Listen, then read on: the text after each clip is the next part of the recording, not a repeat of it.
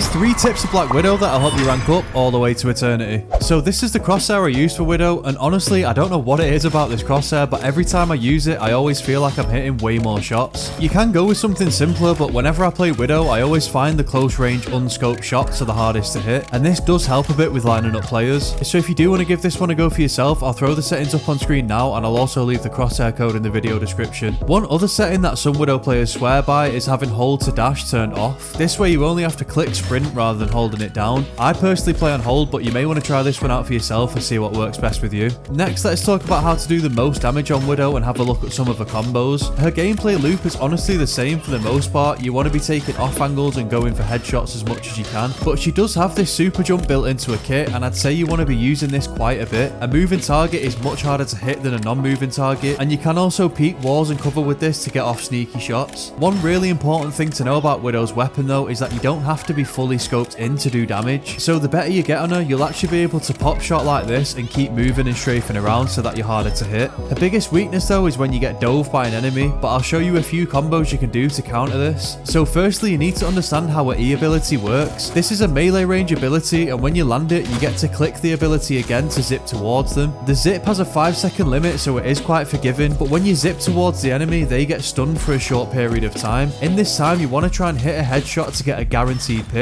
If you do find yourself struggling to land headshots, instead you can go in with a body shot, hit your E combo, and then body shot them again once they get stunned. And then finally, I just wanted to showcase a team up with Punisher, as I really like this one, especially when you combine it with her ultimate. One thing about her ulti that gives it a lot of value is that the area where the plasma lands slows down all enemies. So although it doesn't do a huge amount of damage, those enemies that are slowed should be really easy picks for you, especially if you pop your team up with it too. By the way, I'm posting tips like this for every hero in the game, so make sure you are following to not miss out on any of them.